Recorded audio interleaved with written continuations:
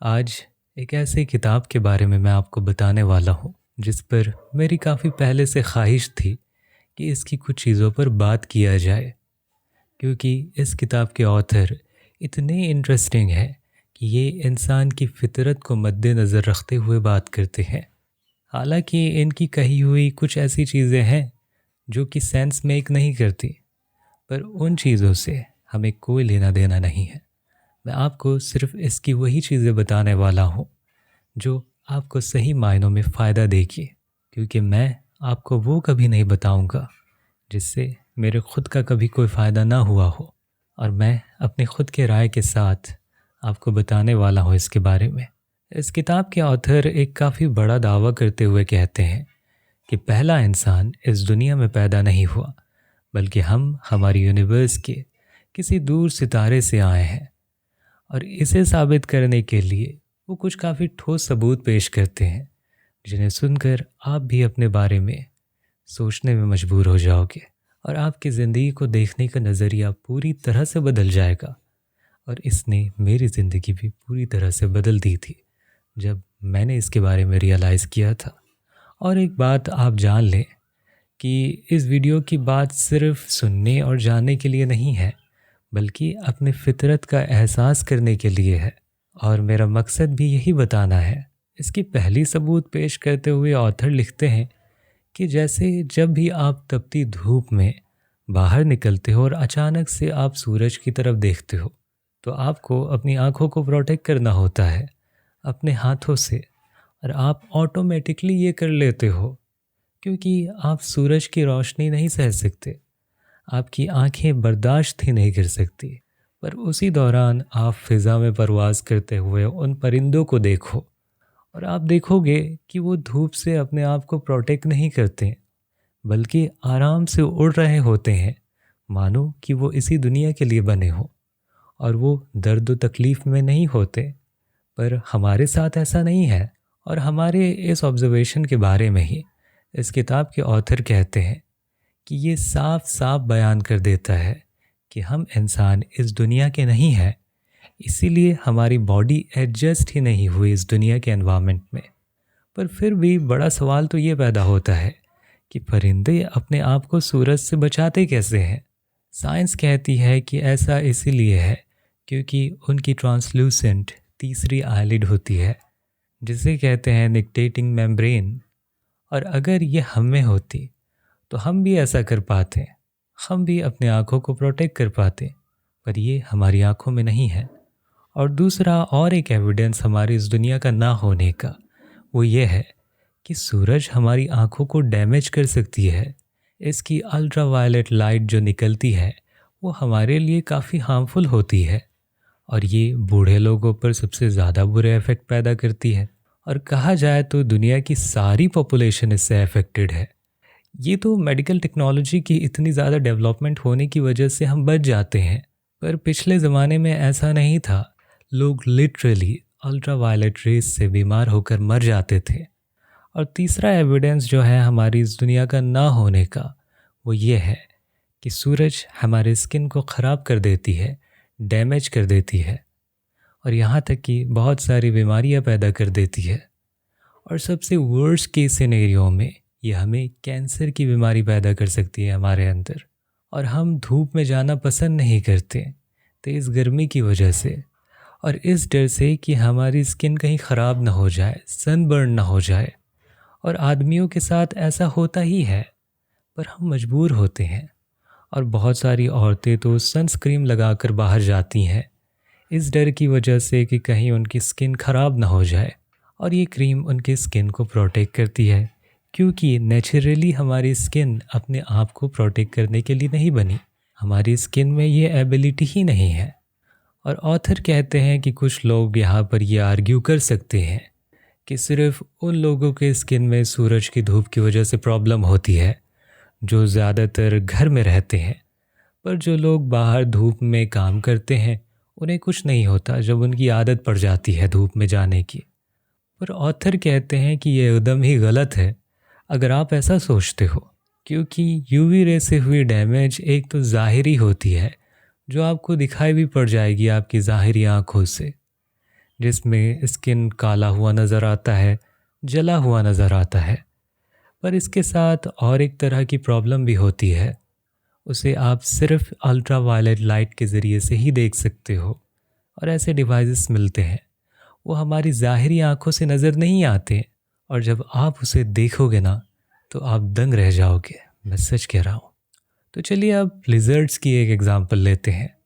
Lizards को बाहर निकलकर कई घंटों तक अपने बॉडी को गर्म करना पड़ता है धूप में, और ये करने के दौरान वो बहुत सारी यूवी रेडिएशन भी अपने बॉडी में रिसीव करते हैं, और वो इस प्रोसेस को बिना किसी तरह की तकलीफ़ के करते रह सकते हैं, या फिर बिना किसी बीमारी के।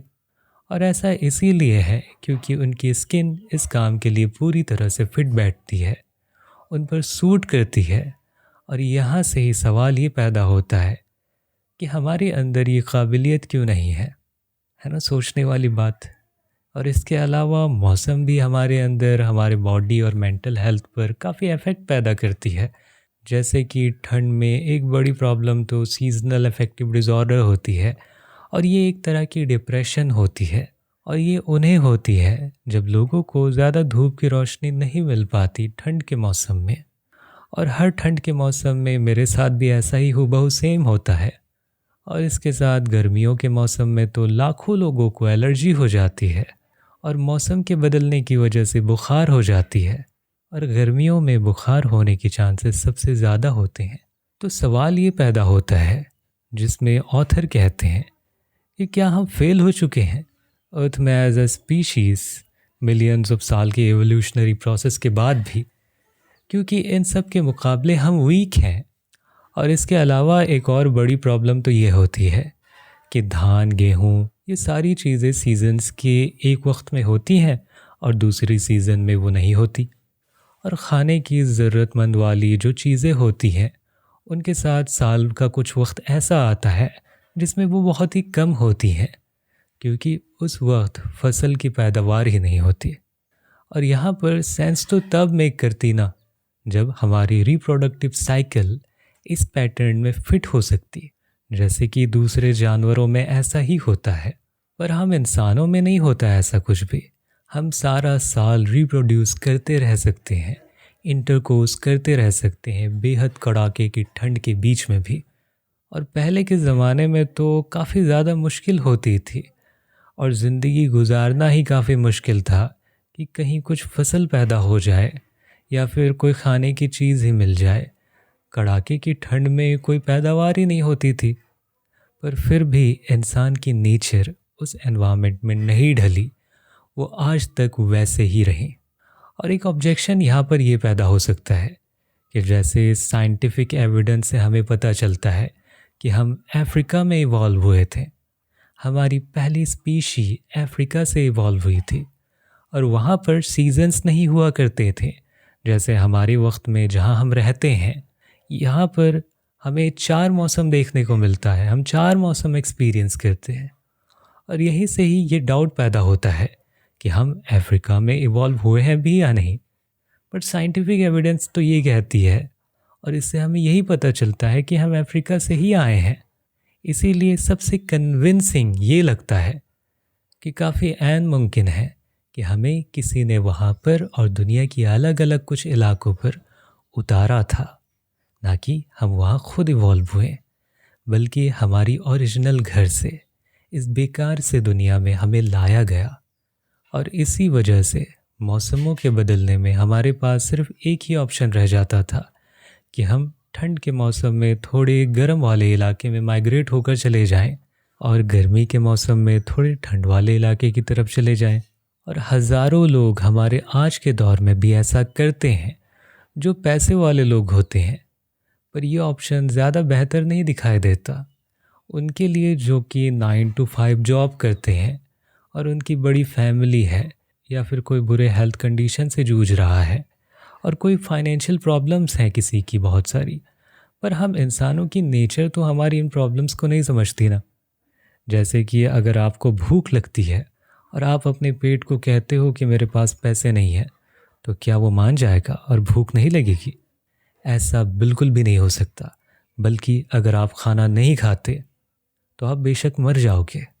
और गर्मियों के मौसम में तो बहुत सारी अलग अलग प्रॉब्लम्स काफ़ी सारी होती हैं, जैसे कि काफ़ी पसीना निकलना, और जिन लोगों की उम्र ज़्यादा हो जाती है तो उन्हें हीट से पैदा हुई स्ट्रोक्स भी हो सकती है। डिहाइड्रेशन का ख़तरा बढ़ जाता है और बॉडी के कुछ मेजर ऑर्गन्स भी डैमेज हो सकते हैं। और बहुत से लोगों को हार्ट अटैक तक हो जाती है ज़्यादा गर्मी की वजह से। और आप में से कुछ को शायद लग रहा होगा कि मैं चीज़ों को ज़्यादा बढ़ा चढ़ा कर बता रहा हूँ, पर ऐसा नहीं है। आप खुद किसी दिन अस्पताल में जाकर देखो तो आपको खुद ही इतने मरीज़ मिल जाएंगे जो ऐसे प्रॉब्लम से जूझ रहे हैं, जो ऐसी प्रॉब्लम्स की वजह से वहाँ पर भर्ती हैं। और आप अपने आसपास भी और बाज़ार में लोगों के चेहरों को भी ऑब्ज़र्व करके देख सकते हो। और एक काफ़ी हैरान कर देने वाली बात तो ये है कि गर्मियों के दिनों में अक्सर जो लोग होते हैं वो दोपहर को सोना पसंद करते हैं, और ये नेचुरली अपने आप होता है। और उसी वक्त आपके घर के बाहर गर्मी सबसे ज़्यादा होती है, इसीलिए घर में रहना और थोड़ी देर झपकी ले लेना ज़्यादा बेहतर है जब तक कि बाहर मौसम ठंडा नहीं हो जाता। और अक्सर हम इंसानों के साथ ऐसा ही होता है कि हम दोपहर का खाना खाने के बाद स्लीपी फील करते हैं, और दोपहर के वक्त हम सबसे कम प्रोडक्टिव होते हैं, और लंच करने के बाद हमारी प्रोडक्टिविटी और भी ज़्यादा कम हो जाती है। इसीलिए सबसे बेहतरीन ऑप्शन यही होता है कि उस वक्त ज़रा सो लिया जाए या फिर बस लेट कर आराम कर लिया जाए, चाहे आप अपने फ़ोन में ही क्यों ना लगे हो। और ये नबी की सुन्नत है दोपहर को थोड़ा देर आराम करना, और ये बिल्कुल हमारे नेचर के मुताबिक है। पर अभी जिस दौर में हम रहते हैं ये बहुत ही ज़्यादा बिज़ी दौर है। ज़्यादातर लोगों को काम से फुर्सत ही नहीं मिलती कि वो दोपहर को ज़रा आराम कर सके। उन्हें जागे रहना होता है उनके काम के दौरान, और इसीलिए ऑफिस में, बहुत सारी फैक्ट्रीज़ में, हर जगह पर एयर कंडीशंस होते हैं जिससे कि लोगों को अच्छे से काम करने में मदद मिले और बिना गर्मी या ठंड के परवाह किए हुए। और ज़्यादातर आप कॉरपोरेट सेक्टर्स में देखोगे वहाँ पर कॉफ़ी मौजूद होती है और अवेलेबल रखी होती है। और इससे यही पता चलता है कि हम फिजियोलॉजिकली इवॉल्व नहीं हुए हैं इतना कि हम ज़्यादा गर्मी का सामना कर सकें या ज़्यादा ठंडी का। पर असलियत में हम टेक्नोलॉजिकली इवॉल्व हुए हैं जो हमारी ज़िंदगी को कंफर्टेबल बनाती है, हमारे सर्वाइवल के लिए और हमारे आराम के लिए, जिसे हमने खुद बनाया है। और जो लोग काफ़ी ठंड वाले इलाके में रहते हैं वहाँ पर जब विंटर का मौसम होता है तो इतनी ज़्यादा ठंड होती है कि उस दौरान वहाँ के लोग इस ख़याल में डूब जाते हैं कि आखिरकार गर्मियों का मौसम दोबारा कब आएगा। दिन छोटी होने लगती है, रात लंबी होने लगती है, और रोशनी के लेवल दिन में भी काफ़ी ज़्यादा कम रहती है।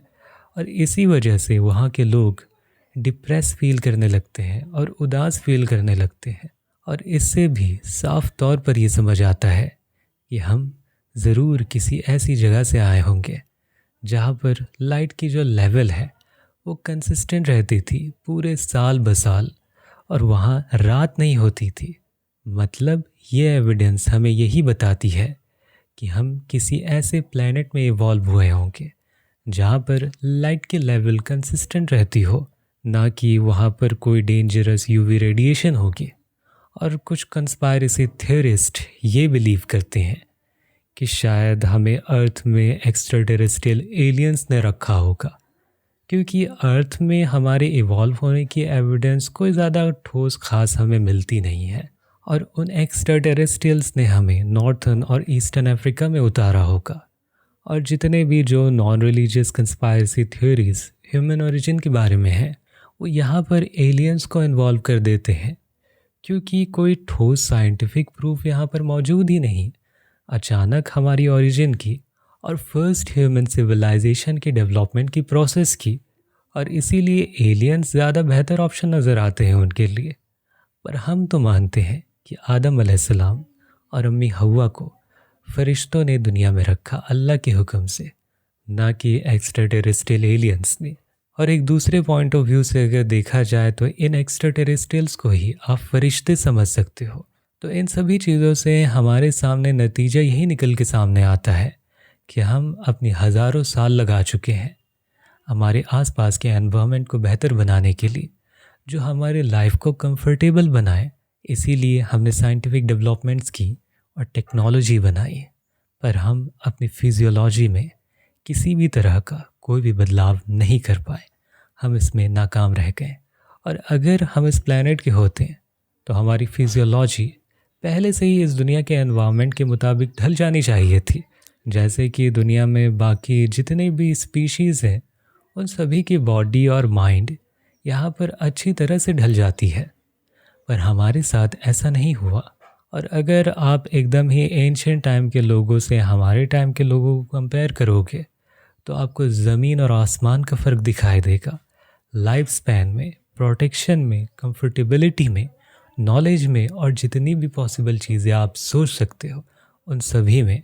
और इन चीज़ों को हमने धीरे धीरे डेवलप किया है हमारे ख़ुद के बेहतरी के लिए। ये हमारे पास पहले नहीं थे बल्कि अब हैं। तो चलिए अब बीमारियों और दूसरे मेडिकल कंडीशंस की तरफ आते हैं। स्टैटिकली हमें पता है कि दुनिया में ऐसा कोई भी नहीं है जो किसी न किसी बीमारी से ना जूझ रहा हो। सभी को कुछ ना कुछ बीमारियां तो ज़रूर हैं और ये एक फैक्ट है जिसे बदला नहीं जा सकता। मतलब हमारी दुनिया में कोई भी एक इंसान भी ऐसा नहीं है जो 100% हेल्थी हो। लेकिन ऐसा हो सकता है कि उसमें बीमारियां बहुत ही कम हो जो नज़र ना आती हों, ज़ाहिरी आंखों से नज़र ना आती हो, पर इसका मतलब ये नहीं है कि वो 100% हेल्थी है। कहा जाए तो हमारी प्लेनेट अर्थ जीने लायक है ही नहीं। और यहाँ तक कि मैं खुद भी पूरी तरह से हेल्थी नहीं हूँ। मुझ में भी बीमारियाँ हैं और आप में भी उतनी ही हो सकती हैं, या फिर उससे ज़्यादा हो सकती हैं, या कम भी हो सकती हैं। बस हम और आप उसके बारे में ज़्यादा सोचते नहीं हैं। हमें इसी कंडीशन में जीना पड़ता है और यही दस्तूर ज़िंदगी है। तो इस वीडियो की दूसरी और आखिरी पार्ट भी अपलोड होगी जिसे भी आपको ज़रूर देखना चाहिए। और उम्मीद करता हूँ कि ये वीडियो आपके लिए फ़ायदेमंद रही होगी। और अगर आपको मेरे काम से फ़ायदा होता है तो आप यहाँ से मुझे सपोर्ट कर सकते हो और मेरे काम को और भी ज़्यादा आगे बढ़ा सकते हो। या फिर आप इस चैनल का हिस्सा बनकर नीचे ब्लू कलर के जॉइन बटन पर क्लिक करके वहाँ से जॉइन होकर आप इस चैनल का हिस्सा बन सकते हो और मुझे कंट्रीब्यूट करते रह सकते हो। तो मिलते हैं अपनी अगली वीडियो में और अल्लाह आपको दुनिया और आखिरत में कामयाबी अता फरमाए और आपको भटकने से बचाए। तब तक के लिए अपना और अपनों का ख्याल रखिएगा। खुदा हाफिज़।